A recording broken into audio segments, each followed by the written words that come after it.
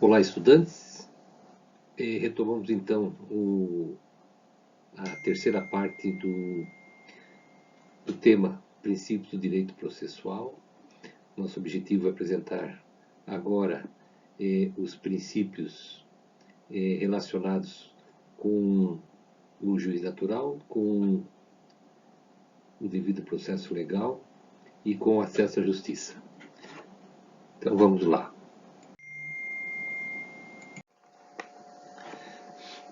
Eu sugiro que para melhor entendimento dos princípios gerais do processo, seja feita uma leitura no capítulo 4, do livro Teoria Geral do Processo, dos autores Antônio Carlos de Araújo Sintra, da Ada Pellegrini Grinover e Cândido Rangel Dinamarco. Esses três foram os papas do direito processual e da teoria geral do processo também. Então, fica aqui uma dica para que você faça a leitura. Bom, prezados, por uma questão de sistemática e para facilitar o entendimento, eu agrupei alguns dos princípios processuais em três famílias. A primeira família eu agrupei fazendo relação com o juiz natural, a segunda com o acesso ao judiciário e a terceira com o devido processo legal. Vamos então ver o que é juiz natural. Juiz natural é aquele juiz que já existe antes do fato acontecer. É o juiz legal, o juiz competente, o juiz previsto pela lei. E aí, atrelado a esse juiz natural, nós temos a inércia, o princípio da inércia da jurisdição, ou seja, a jurisdição somente vai agir assim logo depois que for provocada, e é provocada pela ação. A ação, por meio do processo, provoca a jurisdição.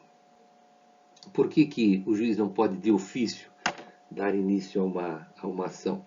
Por quê? Porque o Estado tem que aguardar que as partes conciliem, componham, façam um acordo, e só depois, se não houver essa solução do conflito por meio das próprias partes, é que, através do direito de ação, do exercício do direito de ação, a jurisdição vai agir. Princípio da ação. O princípio da ação, eu vou falar um pouquinho porque diz respeito à ação penal. Então, nós temos o direito de ação, é uma garantia constitucional. A ação, no caso da ação penal, o Brasil adotou o processo chamado acusatório, onde a ação vai ocorrer, o processo penal vai ocorrer com a distribuição das funções. Vou exemplificar. Ocorreu um crime, esse crime vai ser apurado, vai ser investigado pela polícia judiciária, é função dela.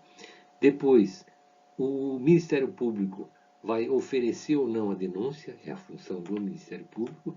Depois, o juiz ou o júri, o tribunal do júri, vai depender do tipo de crime, vai julgar e, uma vez julgado e condenado, o réu, então, vai cumprir a pena e a execução da pena cabe ao Estado. Então, você observa que houve uma distribuição das funções nesse tipo de ação chamado processo acusatório. O outro processo que existe também é o inquisitivo, mas não foi adotado pelo Brasil, onde as funções se concentram numa só autoridade. Não é esse o caso do processo penal no Brasil. Outro princípio importante, dois princípios, é o princípio da disponibilidade e da indisponibilidade. O direito de ação é disponível. Então, você exerce o direito de ação se você quiser. Está dentro do âmbito da subjetividade de cada um. Agora, no direito penal, nas ações penais, aí já é diferente. Tá? Em havendo crime, em sendo constatado que há materialidade, que há autoria, tá? Esse tipo de ação é indisponível, deve ser ofertada pelo Ministério Público, que é a quem compete. O princípio da imparcialidade. está muito ligado ao juiz, ou seja, essa regra exige-se do juiz que ele trate com igualdade, de forma igualitária, as partes que estão no processo, sob pena de vir a prejudicar uma das partes e também ser alvo de nulidade.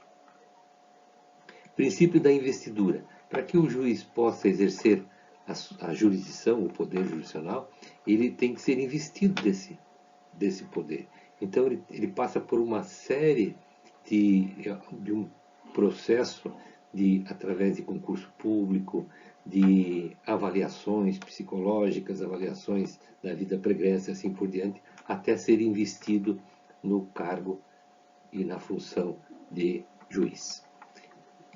Outro princípio muito importante é o princípio da independência do juiz. O juiz não pode ser coagido, não pode sofrer coação, ele tem que ter o livre convencimento.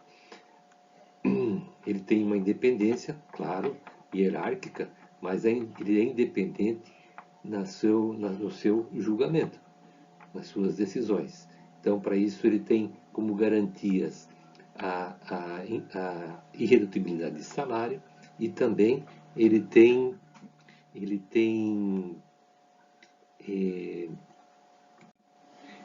estabilidade no cargo. Um outro princípio importante também, que vocês no futuro, ao exercer a atividade jurídica, é a independência da jurisdição civil e criminal. Um fato pode gerar efeitos, ter reflexos na área civil e na área penal. Isso não implica que o autor do fato venha a ser condenado no civil e venha a ser absolvido no penal.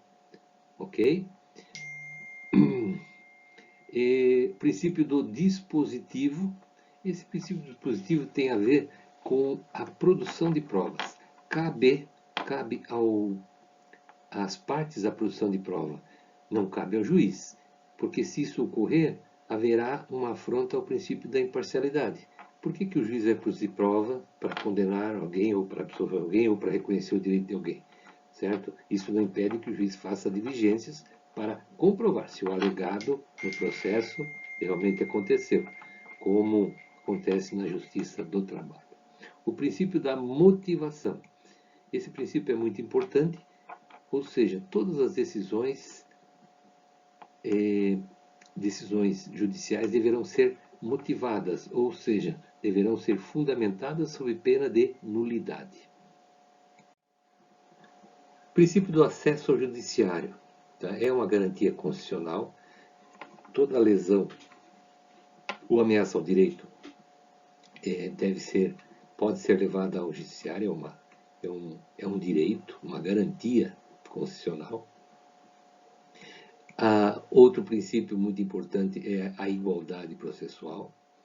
Está atrelada aqui, inclusive, à imparcialidade do juiz. Mas essa igualdade processual é uma igualdade técnica também, né? Tem que ser levada em consideração uma igualdade técnica, com as mesmas armas, ou paridade de armas no processo. Se o autor ele não tem advogado e a parte ré tem advogado, já fica desequilibrado. Ou o autor tem um grupo de advogados e o réu não tem, já muda de figura também, já fica desequilibrado. Então essa igualdade, além de ser uma igualdade de tratamento do juiz, então tem que haver uma igualdade técnica. Princípio da eventualidade. Esse princípio da eventualidade diz respeito a fatos que podem ser aproveitados, né? e ocorrências de fatos que poderão ser aproveitados. Isso contribui também com a economia processual. Princípio da recursividade ou duplo grau é a garantia, a possibilidade que o perdedor de uma ação, o sucumbente, ele possa recorrer a uma instância superior. O princípio da inafastabilidade. Não se permite que não é permitido, a partir desse princípio, que a jurisdição se afaste ou não aceite a ação proposta.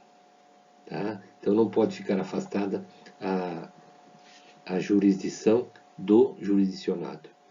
A gratuidade judiciária tem a ver também com igualdade, tá? E possibilitar o acesso à justiça. Ou seja, não é só ingressar com o processo, mas poder ter esse processo até o seu final.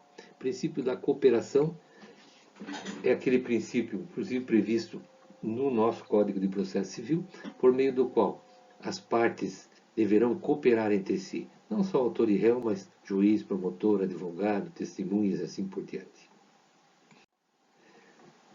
A terceira família que eu alinhei diz respeito ao devido processo legal. O devido processo legal é uma garantia constitucional. A todos deve ser garantido esse devido processo legal. A todos aqueles que não poderão ser processados sem a possibilidade ou sem a realização de um processo legal, um processo previsto na lei. Atrelado a isso, eu pontuo aqui o impulso oficial e o princípio da oficialidade, ou seja, uma vez tirado da inércia a jurisdição, é por meio do impulso oficial que o juiz dá andamento, dá seguimento ao processo. Agora, existem situações, principalmente na área penal, em que há possibilidade de ofício, uma autoridade judiciária praticar atos, como, por exemplo, a polícia judiciária, né? Ela de ofício, ela pode promover um inquérito policial. Princípio do contraditório e da ampla defesa. São dois princípios importantíssimos no processo. Sem eles, ou se for cerceado o contraditório e a ampla defesa, a decisão que provier do não atendimento a esse princípio será nula. Então, o contraditório é a possibilidade de você contradizer, é a possibilidade de você participar de uma audiência bilateral, tá? Com a presença do juiz, com a presença dos advogados, tá? É a possibilidade de você contestar, contradizer, impugnar. Contraditório é um princípio que tanto ele orienta, ele informa o autor quanto o réu também. E a ampla defesa é a possibilidade de utilização de todos os meios lícitos de defesa. Ele anda ao lado do contraditório. Juntos, esses dois princípios importantíssimos. Outro princípio, o princípio da oralidade, ou seja, o processo ele tem essas características e alguns mais ainda, como o rito do juizado especial, civil e criminal, é o princípio onde as partes oralmente informam ao juiz, tá? Onde as testemunhas são ouvidas. Esse é o princípio da oralidade. Princípio da publicidade. Há necessidade, e isso é uma previsão constitucional, de que todos os atos, todas as sessões judiciais serão públicas, com exceção daquelas que correm segredo de justiça. Isso é uma forma da sociedade acompanhar, né, a atuação dos juízes e daqueles que fazem parte do processo. Outros dois princípios importantes, o princípio da verdade formal e da verdade real. O princípio da verdade formal, ele ocorre no processo civil, e da verdade real mais intensamente no processo penal. Por quê? Porque no processo penal está em jogo a liberdade do réu. Então, há necessidade de que, por todos os meios possíveis, se busque a verdade real. No processo civil, o que se está geralmente discutindo é patrimônio. Então, o juiz vai se convencer, tá? Ou vai julgar a partir das provas que foram trazidas aos autos. Outro princípio importante é o princípio do livre convencimento do juiz. Ele não pode ser coagido, tá? Ele tem que julgar de forma com o seu convencimento. Outro princípio, o princípio da duração razoável do processo. Isso foi inserido na Constituição, com emenda à Constituição. A todos é garantido a duração razoável do processo. Infelizmente, isso não acontece. O princípio duplo grau. Nós já falamos ali, o princípio da recursividade. Então, acabei vindo aqui em duplicidade, mas ele também faz parte do devido processo legal, e eu fiz questão de colocá-lo novamente. O princípio da economia processual e da instrumentalidade, ou seja, o processo ele tem que ser instrumento, tá?